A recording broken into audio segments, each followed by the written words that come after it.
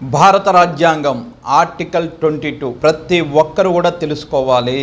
అసలు ఏమిటి ఈ ఆర్టికల్ 22 అంటే అక్రమ అరెస్టులకు నిర్బంధాలకు వ్యతిరేకంగా రక్షణ కల్పిస్తుంది. అసలు ఈ అరెస్ట్ అంటే ఏమిటి? పోలీసులు లేదా చట్టపరమైన ఏజెంట్లు ఒక వ్యక్తిని భౌతికంగా తీసుకెళ్లి కస్టడీలోకి ఉంచేదాన్నే అరెస్ట్ అని అంటారు. సాధారణంగా నేరం చేసినట్లు అనుమానించబడిన లేదా గమనించిన వ్యక్తుల్ని అరెస్టు చేస్తారు. అరెస్టు చేసిన తర్వాత ఆ వ్యక్తిని ప్రశ్నించవచ్చు లేదా అభియోగాలు మోపవచ్చు. భారత రాజ్యాంగంలో 3వ భాగంలో ఉన్నటువంటి ఆర్టికల్ 22 ప్రకారం చట్టబద్ధంగా అరెస్టు చేయడానికి కొన్ని ప్రాతిపదికలు పాటించాల్సి ఉంటుంది.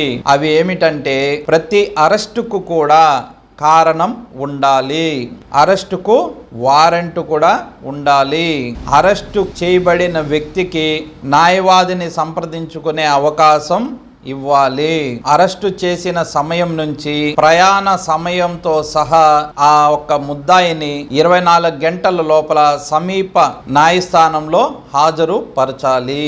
ఇప్పుడు మనం మాట్లాడుకున్న రక్షణలన్నీ కూడా ప్రివెంటివ్ డిటెన్షన్ చట్టాలకు వర్తించదు. సాధారణంగా ఈ నిర్బంధాలు అనేది 2 రకాలన్నమాట, పునిటివ్, ప్రివెంటివ్ అని. ఈ పునిటివ్ అంటే ఏంది అంటే ఈ పునిటివ్ చట్టాల్లో ముద్దాయి యొక్క నేరము నిరూపితం అయ్యి కోర్టు విధించిన శిక్షను అమలు పరచడానికి నిర్బంధిస్తారు. ప్రివెంటివ్ నిర్బంధంలో విచారణ లేకుండా ముద్దాయిని లేదా అనుమానితుడిని నేరం చేస్తారేమో అని అనుమానంతో ముందుగా నిర్బంధిస్తారు.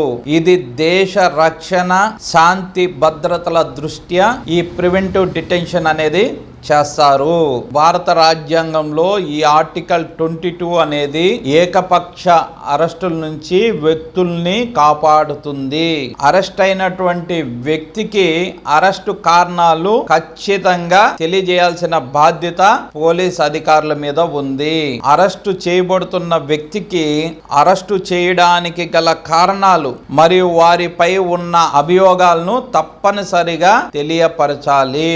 కాబట్టి ప్రతి ఒక్కరు కూడా ఈ అరెస్ట్ అంటే ఏంటి, భారత రాజ్యాంగంలో ఈ ఆర్టికల్ 22 ఏం చెప్తాంది, ఈ పునిటివ్ అంటే ఏంది, ప్రివెంటివ్ డిటెన్షన్ అంటే ఏంటి, ఇవన్నీ కూడా తెలుసుకోవాల్సిన అవసరం ఉంది. మనకి చట్టాలు తెలిస్తేనే మనం ఈ సమాజంలో ధైర్యంగా బ్రతకగలుగుతాం. చట్టాల మీద ఖచ్చితంగా ప్రతి ఒక్కరు కూడా అవగాహన కలిగి ఉండాలి.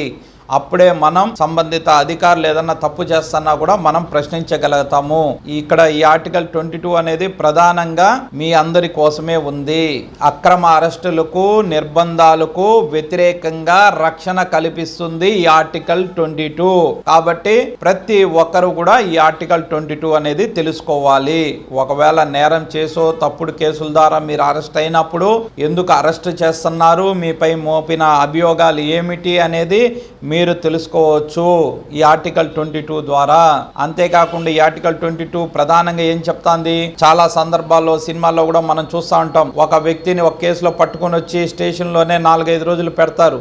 ఇలా పెట్టడం అనేది చాలా తప్పు. ఒక వ్యక్తిని అరెస్ట్ చేస్తే 24 గంటల లోపల సంబంధిత న్యాయస్థానంలో ఆ వ్యక్తిని హాజరుపరచాలి. అలాగానే హాజరుపరచకపోతే మనం హైకోర్టుని ఆశ్రయించి మనం న్యాయం పొందవచ్చు.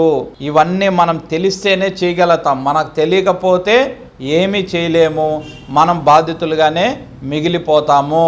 కాబట్టి ప్రతి ఒక్కరు కూడా భారత రాజ్యాంగం గురించి మరియు అదే విధంగా చట్టాల గురించి అవగాహన కలిగి ఉండండి.